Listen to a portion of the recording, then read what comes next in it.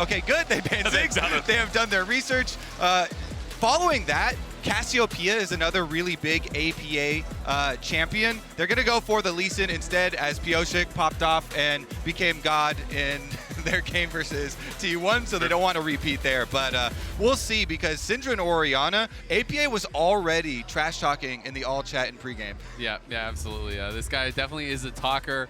But, you know, Cassio is one of those picks. Nico's another one of the picks. I don't think we've seen him bring out yet at Worlds, but it's definitely one of his comfort picks. He plays a lot of oddball stuff, even things that we haven't seen him bring out on stage that I'm not expecting. But, you know, when you look at this guy playing solo queue, he's playing Pantheon, he's playing Kled, he's playing Cassio, he's playing Ziggs, he's playing all kinds of stuff. That's not really the meta. And it is going to be another ban here towards Pyosik, who did have an incredible game against T1, and a lot of players I've been talking to really do have concerns about playing against Pyosik because they do know that he can get to those incredibly high levels. And those have been, by far, his two favorite, most recent champions. He was spamming Viego. Of course, he had the T1 pop-off game, so a lot of respect there paid from GAM to the world champion. On the other side, Team Liquid up until now, they were red side both times. They didn't have an option to get APA or Orianna. This is one of the premier picks in the meta right now, but also I know this is his most spammed in solo queue as well. So hopefully for Team Liquid, for him, they'll feel very confident on it. Orianna is obviously a mid laner that scales very well by enabling a lot of your teammates, and it also sets up carry top laners. Top laners is definitely something we want to talk on with these two teams, because Kiaya is GAM's superstar, and they've locked in Rumble. And we've been seeing a lot of Ignite Rumble. This is a really frightening pick, but at the same time, when I think of picks that can sometimes handle it, I think of Gnar. And when I think of Gnar, I think of Summit, right? Agreed. So I do think that's one of the guys from our league that maybe has the best shot of being able to have a strong answer to this pick. Yeah, it's definitely one of the lanes once we get into the game that I'm going to focus on very heavily, because both Summit and Kiaya have monster lane phases, monster stats, best in the league.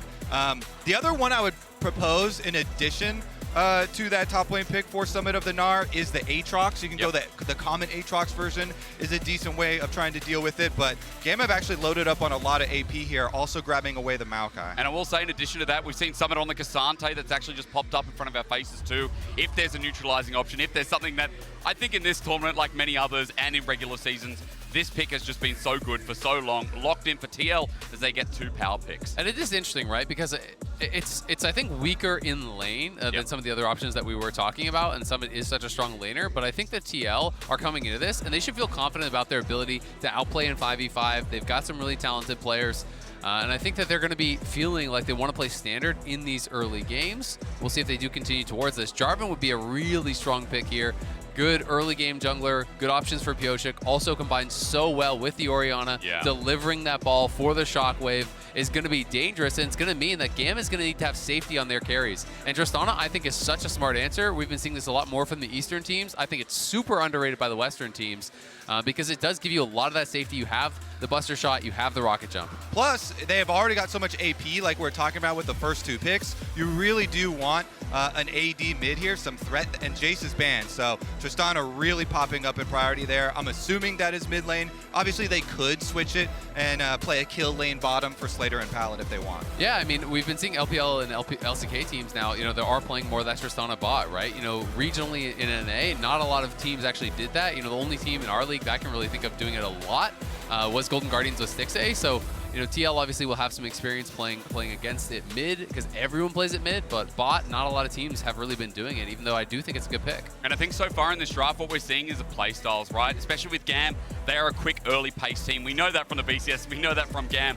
This is a comp that wants to start running and snowballing over as we're starting to get rid of some of the solutions that could maybe go into that bottom lane or that hover pick that we're seeing with the ban of Kalista. Yeah, I think they want to let Slater and Pallet have a good early lane phase by protection ban a few of these lane bullies against them so that Levi can go up top to Kiaya. I think that's when this team looks the best. Kiaya will smash that lane phase. He's on the Rumble. They need to get that Rumble snowballing and bring him down to some objective fights. Whittling down on those AD carries, though, expected to continue. I feel like so far, again, well, Elsa actually taken away, that we're getting towards those B tiers, right? I mean, Kai'Sa taken. Not often do you see in the ban phase, usually going to be the Traderoo. On the other side, Xayah as well. I mean, we are starting to go down that list. Gentlemen, run me through what's kind of left here on for GAM to respond with what you're expecting, maybe another AD, maybe another support ban themselves. Yeah, honestly, the Ezreal, I know everybody has really been shying away from it because a lot of European AD carries They do not like that pick. have had a terrible time with it, but that is one of those ones, if you're looking at a kill lane, and we're expecting melee supports to come in here, Rakan is still available, so they can go for a Rakan, for Nautilus, something like that, to have that pressure on bottom side. I think they need one more piece of initiation here for GAM, and try and go for, but if they go with the Zeri, then you can go Renata, you can go Lulu, you can have one of those more supportive, and then you're fully relying on Maokai though as your setup, and you really want to be able to keep someone in place on a Rumble Ultimate. So I think they need a little bit more structure. I will say though, if we lock Neela here, I think Renata is so good because that's so much dive, for TL, that being able to have the Renata and being able to have enchanters with double AD carry teams, I always think is really, really strong. Be able to go towards some really efficient itemization like the Ardent Sensor. It is instead, of course, going to be the Aphelios, so TL drafting standard, drafting 5v5. I'm expecting an engaged support here from Core. Yeah, there's a lot of options still available for him. Probably. Okay. Just based on his comfort and what's banned out, that would be my expectation. Thresh is also another comfort pick, though, too. Yeah, you would like point and click for Zeri generally, usually, but that's why I thought Nautilus, to be honest. I mean, Core, like this is the pick that he was most known for, but really hasn't been playing it as much over the last couple of years. But when people talked about him when he was first coming into NA as a support, he was winning on TL. Pick, yeah. This was his pick. It also makes it really, really reliable for Yan, because if Yan only has to worry about Rumble Ultimate and Maokai Ultimate here, as you get, okay, there's the Rakan. Then the Thresh Lantern really provides so much extra safety from Aphelios. That's why it's one of the oldest pairings with this champion. But Pallet getting that Rakan on last pick in this game, I think is just so huge here. That gives you the extra initiation with the Maokai, so you don't fully have to rely on that, and it should set up Kiaya for some big Rumble Ultimates. So I want to break down here, gentlemen. I want to know how these comps work, because again, when you've got two LCS casters on the desk, you better believe that they're going to tell us everything we need to know about TL. I see a lot of circles in this comp on the blue side, which has been so OP so far. So start breaking me down what TL want to aim. One of the biggest storylines with TL, of course, with the substitution of APA coming into the lineup, is that then they were split in languages for their in-game comms. I've heard, but Pyosik and APA have not actually needed to use that many words to combine for a lot of their plays. They've shown synergy with like Lee Sin plus Nico, kicking them into the ultimate. So I have confidence in them that they'll be able to make good use of those circles that you're mentioning. Obviously, it's the Jarvan ultimate plus the Orianna. Jarvan EQ in with Shockwave and Jarvan ultimate are very, very reliable ways of initiating. If you get that onto the double AD carry backline of GAM, that would be ideal for them. Meanwhile, obviously, Core JJ and Summit looking to peel for Yan during this and let that Aphelios be the DPS. It's also worth mentioning Kiaya is not playing the Ignite Rumble, so he's playing that more conservative approach here with the teleport. It is going to be Comet. But when you are not playing that Ignite, your kill pressure is that much lower, and I think Summit is going to be feeling so much more comfortable now, knowing that it is not that Ignite, because you can win all-ins against a non-Ignite Rumble as Cassante post 6. It's possible. It's crazy to me because this is the solo kill king in the top lane of the VCS. When we go into Summoner's Rift now, when it's do or die, TL versus GAM, I mean, both have been at international so many different times, but never versing each other. Now in the battle coming through as connect your League of Legends account with Prime Gaming to grab the exclusive experimentation emote. That's all you need to know. Go and get it. Yeah, the only other really annoying thing for a Cassante versus a Rumble, especially a Cassante versus a Rumble and Maokai, is that it really dissuades you from rushing to your Iceborne Gauntlet because you need some early magic resistance because it's so AP heavy for the top side of the lane. So that's one of the reasons why you're not like as scared of those red side Cassante picks into these matchups. Yeah, absolutely. But I mean, I think it's such an easy Merchandise rush for Summit when you're playing against Rumble, Maokai topside, right? Like, I think he's still going to be able to get some really effective MR in early, and then we'll see where he wants to go with his Mythic.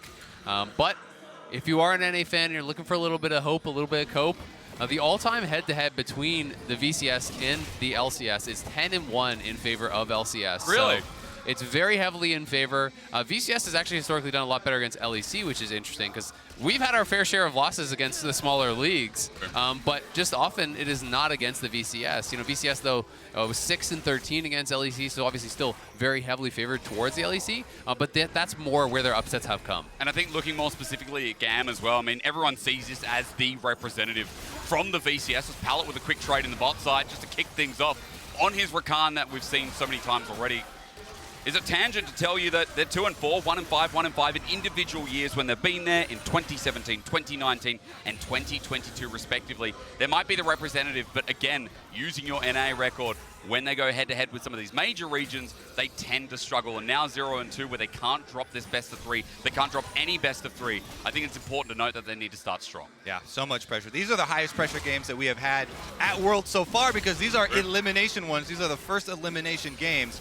And we do see opposite side jungle paths here, so Team Liquid, as we're watching these bottom side trades, also know that Jarvan is coming down. GAM have a ward on the Raptors, so they have perfect timing on Pyosik right now. And I really want to see, can TL actually get Yon going in a meaningful way? Because it hasn't felt like he's really had a great time. Even in that T1 game, got behind early, wasn't very relevant, wasn't honestly a huge part of their win. It didn't feel like against Energy either. But he had been such a carry threat for the team in NA, really improved from spring to summer. So I want to see if they can actually get him rolling, build some confidence for Yon, because if they are to win this series, they are going to have to rely on this AD carry. Because I think the funny thing is Slater and Pallet started off slow as well, right? The difference was that they were in play-ins and Slater really struggled to get off the ground. I want to point out something that just happened here. We had a recall from Slater because they did see Jarvan over here through his jungle, so they had perfect timing. They know he's ending down there. He's coming for the gank. So he goes for the early recall, picks up boots in base to walk right back down to lane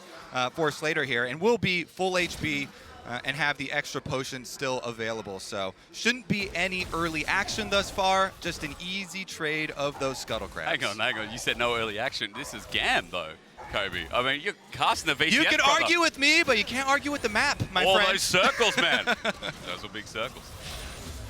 It's going to be interesting to see, you know, when that first fight breaks out, if either team is going to be playing heavily, prioritizing that dragon or anything like that. I mean, if I'm TL and I'm playing this comp, I don't feel like I need to really do anything. Like, I think you're going to be happy to sit back, farm it up, try to play to scale here. Yeah, I think first area to go for is a Maokai flash W angle onto mid lane. If you can flash W onto the Orianna, you're going to, at the worst, trade flashes here with an exceptionally aggressive AD carry mid like Tristana. So that could be one area, and especially since we've had this big target on APA's back with Palafox really opening up in the last game. I mean, it was rough, wasn't it? A Razork on that mid lane. What did he go in the end? Like 0-7, 0-8? APA really struggled, and it was rough to watch for NA fans. It is, but at the same time, we have to remember, this guy hasn't even spent a full split with his team, right? You know, this is a rookie coming into the LCS, didn't even have a full split with TL. It's his first time in International. And his first game was actually really good against Faker. He went totally even in lane. He was playing the map well, TPing topside to cover dives. We'll see. Good sidestep from Pallet, not giving the hook out. That was smart against Core. JJ tries to predict, but Core flashes up. There's a summoner down. Goes from Yon to get in lane as well, and GAM strike hard. Meanwhile, mid lane is going to have those jungle meetups. We saw this deep control ward from GAM did actually spot Pyosik as he goes to answer, as well as the regular ward here in the brush. But yeah, I completely agree. I mean, APA definitely looked good in their first game versus T1, and him and Palafox honestly have a bit of a special relationship. Palafox in North America was basically APA dad, so. That's nothing nicer than seeing a father and son on the father-son stage. Bonding on the international stage. It's a beautiful thing, really. Shockwave, speak of the devil. Maybe he heard you guys talking. There's a buster shot out as Pyosik doesn't have the Cataclysm, but tried to finish the kill. Critical buster shot there. Otherwise, APA could have gone for a flash follow and gotten that finish. He did actually solo kill on the Orianna, got solo killed, by the Orianna against Palafox. And we can see up in the top lane, it's actually the early Negatron picked up. So he might just sit on this. It could be an early Abyssal Rush or something like that, but I'm more likely thinking he's just going to sit on this and then build towards Mythic from here. But let's look towards mid APA. Great Lantern out. Core JJ, right where you need him, playing clutch so far. Yeah, visiting the lanes, keeping them safe over here. APA still with the flash. Let's see if he actually, complete the recall, no problem. Is going to leave Pyosik out to dry a little bit in this river, though, as the mid push will be in favor. Great. It's the all out. It's the equalizer down in response. Kiaya flashes, but is matched by Summit. He needs to get the final touch, but saving grace comes through as Levi might turn this situation around, but still the 2v2 continues as Summit's bar is running through. Pyosik's out of there just before the Bramble smash. Man, I thought Kati was going to come. I thought Kati was going to come up with a Trist, and they were going to be in trouble, but because it's an even 2-on-2, they walk away. GAM will walk away with the Scuttle Crab, and a turret plate in mid. So they get the guaranteed money of 1 turret plate for Kati, but I really thought that Tristana was coming up river. I could see it. Yeah. Yeah, we were both looking at it. I think that was so greedy from Kati to go for the plate instead of moving to the play. Like, TL were hard engaging on that. If he moves up, it could have been so much more, but the hook! The hook's great, you're right. Slater flashes away over the wall. He escapes. His pallet is narrowly doing the same thing. There's another Summoner Dow. Slater now with none. All right, see what they can do. No AD carry flash here for Slater and constantly getting pushed in. Maybe we have a top side to bottom side clear for Pioshik in the works, and they start to think about some of this dragon control. But I think so far we can start complimenting the TL bottom lane so far, how they've reacted to the plays. Of course, Summoner earlier, his Shockwave is there onto Kati. He'll jump away once again. And APA continues to threaten out with this pick. Yeah, I really love how APA is actually playing this out. Just using the Shockwave on cooldown really aggressively. There's no sustain on Kati besides just this D-Blade, so he is getting chunked out and being bullied out here by APA, really showing us class in this one. Yeah, just look at the mini-map right now. I mean, this is a huge difference with mid lane and bottom lane hard pushing. It is open season on that river Look at on the bottom guns. side. Oh my god, this is horrible because red and white means everything is all right. Yon gets 1. Let's add another. This is the classic Aphelios movement where 2 plates have just been given for free.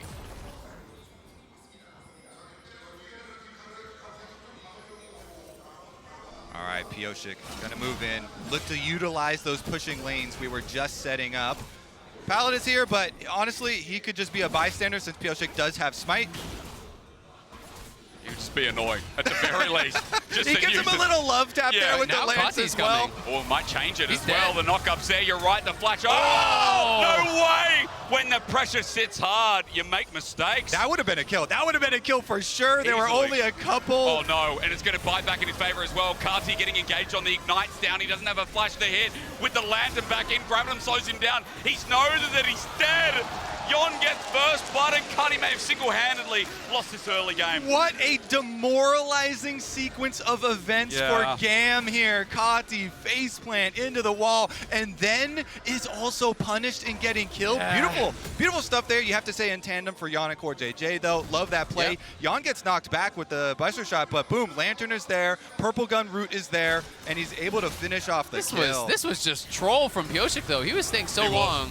And that was so greedy. If Kati doesn't fail the flash, he kills him and he gets out for free because he gets the reset. He'd be too far from Core, but instead, Purple Gun, Root into the guaranteed play. I guess Core didn't have hook because he never used it. He just autos him to death. And Yon just stays just on the outside of that W knockup range from Pallet. No problem for him. That one easily hurts, spaced with the green gun.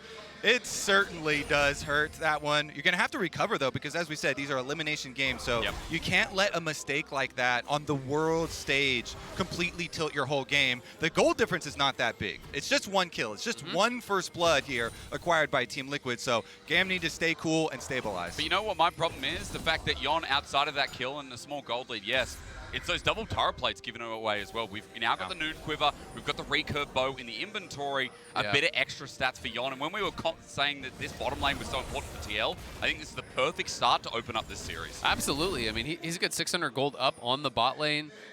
Summon in the top lane has been very stable. We've been seeing APA do great in the mid lane as well. He's chipped away at that turret a little bit. Could get a plate here. Pioshik is behind him. Like and drags there. APA on top as well. Now ring around the Rosie. How do you get out? The nade just grabs Pioshik. He's going to jump in again, or rather it's Core JJ. The flash over the wall to get out. Levi's safe, but TL boom in. Yeah, the Shockwave movement then misaligns the death sentence from Core JJ, so they don't get the combo there, but they still get the flash off of Levi. Maokai now going to have to be a little bit more careful with where he goes, but APA will have to be way careful. Jump in, yeah. Kati wants the all-in, doesn't find He wanted the Buster shot. Okay. APA does also still have flash and uses the extra move speed there from the phase rush, so now he can just retreat into bottom where the rest of his team has full priority. Rift Herald is used for some easy plates. It's engaging. Equalizer's the available. is coming through, as you said. Layer it down the carpets there, but APA burns the flash. Herald also taken out in the end. Yeah, GAM should have had a couple of these kills, man. I mean, that was a full whiff from Kiaya there, and both teams struggling with a bit with nerves here. The coordination not there. The equalizer comes down. Kati Buster shots him away from it, but I don't even think he got 1 tick of that equalizer. APA should have been dead for sure from that position. If he just laid it vertically on him, 1 or 2 ticks, then the Buster shot comes through, he's dead. It's rough again. I mean, TL being gifted a bit of the early game. As you said, gold is even, but you know, you guys were talking about this a little bit before, and we've got Aphelios, we've got Orianna on the same team, plus Cassante, of course. We know what this comp's going to do if they get the 5v5s, if they get to scale in this game too.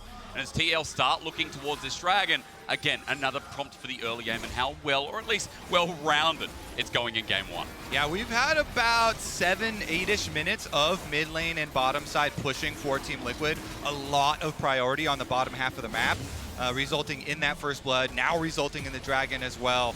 And even the island that is top lane up there, Summit finally does get a turret plate as well in response from that Kiaya roam down mid, or half roam down mid, to get in range for the Rumble ultimate. So Team Liquid very happy with this early game because their comp, this is exactly the type of start you want with this comp that will naturally transition as we get a little close, naturally transition into a very strong front-to-back team fight here with the classic carries of Orion and Aphelios that their only drawback is that they don't have their own dashes and the mobility of those carries. And GAM will have to get very creative there with the Maokai, with the Rakan to ensure that they can kill them off. And I think coming back to topside and why GAM, you know, aren't winning it more, we're going to see 2v2, of course not, was Azal, you made a point about that Ignite Rumble in lane. Now I'm looking at APA because I've paused on that point. We can come back there because we're all in. Finally, GAM! Finally, a play goes well.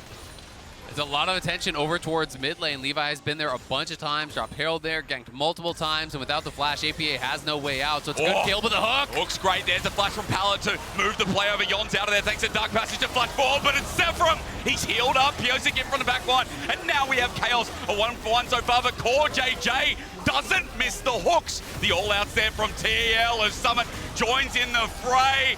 Core JJ, it's so good. Yeah, the TPs come down from both sides there, and Yon with the red gun ulti. Unfortunately, when Slater flashed forward, he slashed straight in a line, so he still got tagged by that red gun ulti. It meant that Yon lived a lot longer than they would have wanted. Here's that earlier gank. And we all saw this perfectly. There's nothing APA can do. He doesn't have flash. So what really is important is Kati, look at that turret in mid lane. He has already mined 3 plates off. He mines another turret plate right now while this play is going on. And I actually really love Palad's response to this. It was a great hook from Core, but he just instantly hard engages onto Yon, pushes him back. That red gun ulti kept him alive for a while, though. And with the instant arrival there from both the top laners, Piosik was there as the extra man. That made all the difference. Kiaya TP's down, but it's only to die, unfortunately, for him. So 2-for-1 there for TL. Of course, there was that kill in mid lane for GAM on the other side. So, again, the game very, very even. Yeah, I want to actually see the individual gold of mid lane. Thank you. I was wondering what it was. I thought it was going to be at least 1,000 gold in the favor of Tristana here, but well over. So we'll see what Kati can do. Kati, traditionally for GAM, he's the go-to guy in the late game. He's the powerhouse to try and get them across the finish line. And this is exactly where they want their gold. And that's why they put so much pressure towards it. It was APA winning the 1v1 basically all game long, but it was GAM playing so well as a squad, facilitating that advantage for Kati, you know, really putting him in a place to succeed. TL, though, trying to start up this Herald. We'll see if GAM want to do anything about it. Levi is moving up, and both top laners are actually roaming as well because they're missing TP, so I think we're getting a fight. I feel like at the moment, with that run up, though, it's going to take a while to get there. I mean, GAM getting in position, as you said, as Kiai tries to do some damage on the lead up, but Herald's at 3k. TL have 4 members around this, and the eye will be exposed shortly, so feels like a take, but Piosik needs people to hit it. GAM run in, they steal it for 3, and TL are split up. Piosik holding on to the ulti for now. They want to get out with the disengage, and TL will go in different ways. I think they might be a little lucky not to lose anybody's life in that one, as well as losing the objective here. Kiaya did a great job cutting off Summit as he was trying to get there. Chunked him out low, chunks him out low again, and the turret is gone as well. GAM here, stringing together some objectives. Really good defense. They know that not only because Kiaya was able to chunk out Summit on the way there, but Rumble doesn't have to get as close as the Cassante does to have a real impact. I mean, TL kind of messed it up because they got the Herald too low, so at a certain health, the eye doesn't spawn anymore, right? It basically got too low, so they couldn't combine, you know, the eye hit with the smite, and it just ended up being a straight-up 50-50 instead of having that advantage to actually combo it down. Levi walks in, wins the smite fight, they get it, they get that mid lane turret without even using the Herald. They obviously dropped that earlier one there, so it was softened up, but now they have the potential to open up a bit of more of a lead, as it is the Blade of the Rune King rush on Zeri, and this is a new one for me. I'm not... Did he think he was playing Kalista? What's that seems terrible. All right, your job, Kobe. So, let's see. We could say there are a couple of high health targets on the front line, maybe trying to get some value there with the percentage. But we will see with it. Bottom side dive first. Yeah, the Cataclysm down, the carpet in, but they ain't matching numbers. Piosik getting burned down, flushes out, but he's still ticking. Kiaya holding on, and he's still at half HP. The Nature's Grasp is the perfect counter underneath, but Summit with the all-out is going to make it a trade, but getting out is a different story. Flashes away from the TP, and there you go with the turret going down, but Pallet is threatening from the side. Almost a disaster for Team Liquid because they're going to have a Tristana take topside no problem in addition to this. So the turrets are evenly going to be traded, and they lost the kill. They saw him. It was on vision, I believe, unless that ward's outside the brush. Pallet getting out. He was kind of, I think, trying to like style on him a little bit, you know, kind of the moting and stuff, but he ended up losing some health off it. But this is going to be an interesting one. Yeah, Slater going Blade of Rune King, so it's going to be very much about, you know, on-hit damage here, high HP targets. Will he go towards Rage Blade as well then? Like, is this going to be like a, you know, full-on on-hit build? He's definitely cooking. I don't know if it's going to work out. He's got the BF sword, double longsword. So it should be Navori still, yeah. So should be fine there. Honestly, though, that last one turning into just a 1 tower for 1 tower and a 1 kill for one kill doesn't move the needle a lot, but starting to stack dragons for Team Liquid could be an issue. We do see full GAM movement towards this area, so a little bit later. 500, it's down. There's Pallet for the re-engage up. In fact, TL are split up as APA is the flashing target, but TL threatening to re-engage with that TP right in the middle. Summon, it looked dangerous, but maybe it's a bait in as Levi flashes out, and Piosik over the wall yet again. Flag and drag out of there while TL threaten, and the dragon is still theirs. I mean, GAM is just doing such a good job of getting gold onto their carries. That's the big concern right now for TL, is that, yes, APA was doing great in the 1v1, but he's way down on gold compared to Kati, who's been farming plates, who's been taking towers.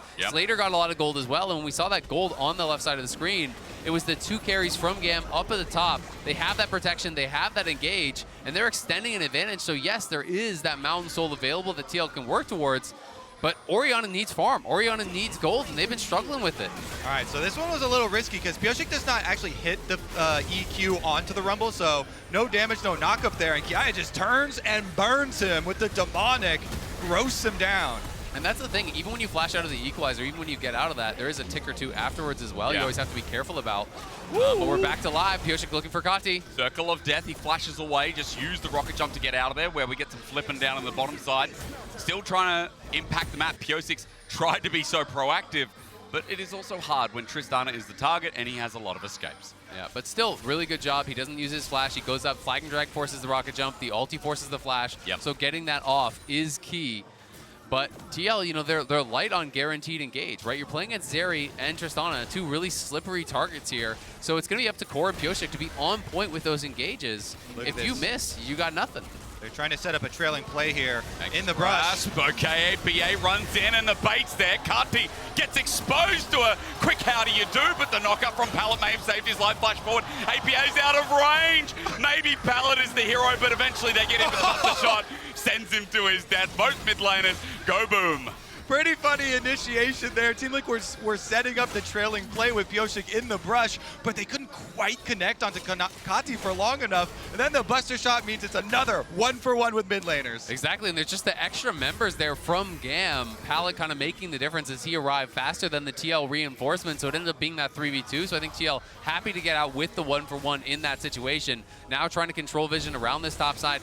But we can watch it one more time. They almost 100% him. They got him so low here early on. The flag drag didn't hit. That's, what is that, like 50 HP maybe? Something like that. And barely able to survive. Then even again through the Q from Piosik, which did land. APA eventually able to chase him down. But as you said, the buster shot into the waiting arms of Levi and Pallet means it's a 1-for-1. A lot of these trade plays are pretty fun to watch, though. I mean, coming into the tournament, GAM with the highest combined kills per minute in their games on average. What a surprise.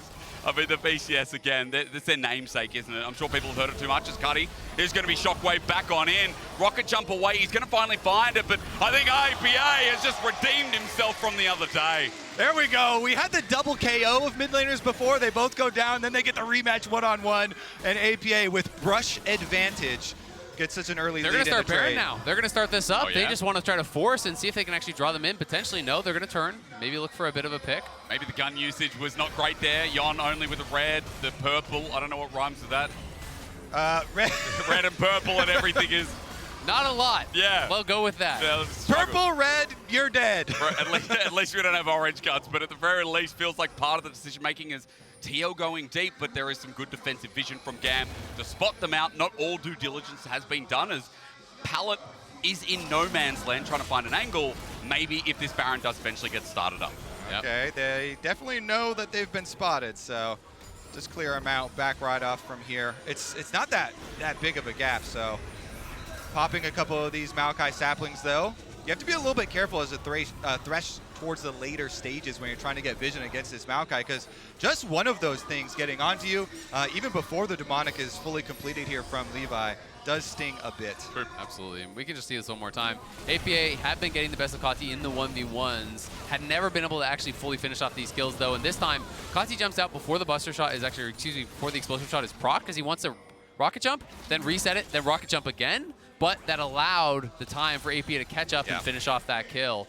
And I got to question a little bit Summit going this full Force of Nature. Maybe he feels like he's going to be in the side lane so often, but it is a double AD carry team. It's going to be a lot of physical damage, and he does need to be able to survive, mostly against Kati and Slater. So it's interesting to me. I thought he was just going to get Merc Treads and sit on a bit of MR from that Negatron, but he elected to go for that full second item. Yeah, there definitely is a lot of AP on the enemy team that's going to splash around, but you know, with those nerfs a few patches ago to Force of Nature, it definitely dropped a bit in value. Here we go, though. Summit split pushing top with the teleport ready. Yep. Feels like something to Here watch out for. It begins on the bottom side. It'll be a collapse here. Summit with the flash and ulti too. GAM in a choke. Now at this point, I'm worried for Pyosik, APA, what damage they can do to them.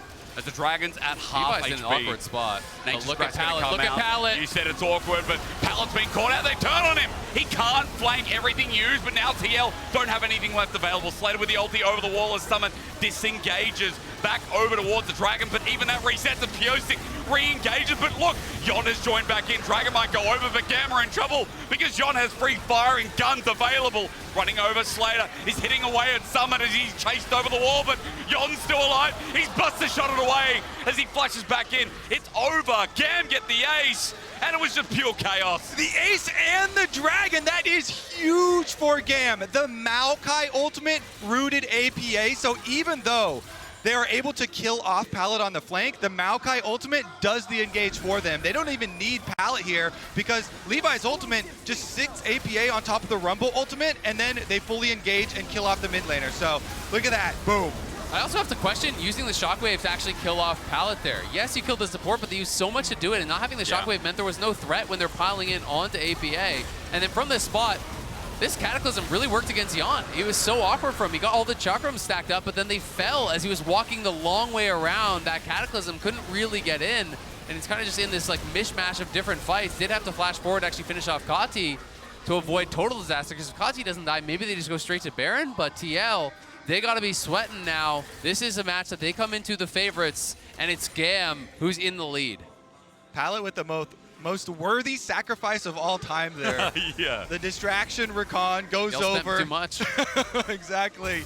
Invested too much in that kill, and GAM, let's see what they can do with this newfound priority. I mean, 3,000 gold lead. As you guys said, the Dragon and the fight on top was just so massive. We're also into 3 item territory coming up as well, with bounties on some of the biggest carries of GAM. Put your eyes towards Kiari in the top side, who's heading towards his third after getting himself the Night Harvester. Third item on the way for Kati as well with the Navori Quick Blades. Double Navori as you guys were pondering through that build on Slater as well. There's a lot of power now in this roster. Double Demonics on this side. Kiaya with the Night Harvester Demonic Rumble build. As much damage as he can get, as much as they can squeeze out, and there they go! TL walked into this, but the Nature's Grasp is perfect! GAM might have their ultimate fight as Yon was front-lining. TL as scattered. And when it comes knocking, when GAM is 0-2 down, that's Baron. They bring everything up to the table. APA is looking for a Shockwave, though. How dangerous. So Core JJ needs the hook to come through, but doesn't connect. As you said, APA with the Shockwave there, but GAM still have their members. If he also uses this mic, he has a second charge, but it is refreshing. He's going to try to see if he can sneak around, but if they stay, they're likely to die and lose the Baron anyway. This is a disaster for TL. It's just going down so quickly. Thanks, Tristan, and thank you, Zeri, and thank you, Baron. GAM 6,000 gold up with Red Bull Baron power play kicking off, and this first game is a total turnaround. Impressive stuff from GAM. After an arduous fight through play-ins, qualifying here and having 2 rough games to start it out, they're coming out firing here. And look at the initiation. I mean, Kati gets to start free firing before it even starts, right into Maokai engage, and Immediately, they've got Team Liquid scattered here, having to run away across the Rumble ultimate. Yeon just got deleted. I mean, TL's setup for these fights have just not been good. They don't have their battle lines. You know, Yeon is walking up to try to clear vision, to try to poke away. He's so far up. Core's not behind him, so the Lantern doesn't even do anything. Orianna's not there to support. Like, they are not organized in these fights whatsoever, and GAM is not to be underestimated. Yes, they're a team that, you know, you were happy to draw, but if you're not playing to your top level, they can crush you, and they're doing it in this first game. I think historically we know that GAM are always a team, throughout many worlds, with different formats, of course, that they could always take a team of some of the best right there, the unexpected demons. And I feel like here against TL opening up, TL maybe got a little bit complacent, a little bit comfortable, couple of mistakes burned through the early game, but GAM are now back on top. And with this Baron power play, we're already close to cresting towards the 3,000 mark. Midway pushing in, top side now pressured as well, and GAM waiting for that next misstep from TL in their own jungle to try and seal the deal. Okay, they're closing in with Baron. Look at Pallet. Pallet's really deep here. Oh my god, the Nature's Grasp again. Levi's ultis have been huge. The flag and drag out of there from Piosik, but Pallet rolls in! The man who came in just before playoffs has set up on this Rakan as TL are running away scared. Help me, they say. Somebody, is anybody there? But America's so far away. We're here in Korea, at least closer to Vietnam, as Game 1 will bridge apart. The inhibitor down, the Nexus now open, and Game 1 may have been TL favorites, but GAM came in and said, wait, hold my Red Bull. Absolute steamroll in those team fights. Beautiful stuff there from GAM in the mid game to roll it over. They are now at series points here. Team Liquid facing elimination in the consecutive following games. Yeah, TL going to be up against it. It's going to be a tough one now. You know, they just really were not on the same page in a lot of these fights. They didn't perform well. They didn't set up the team fights well. That to me was the biggest thing, is they never had proper positioning. You draft for full 5v5. Not once did we see them have a fight with the 3 frontliners in front of the 2 carries, you know, playing it out in that setup that you would like. And it was GAM who always pounced if they stepped too far forward. They were the ones starting out the fights, finding those picks, finding those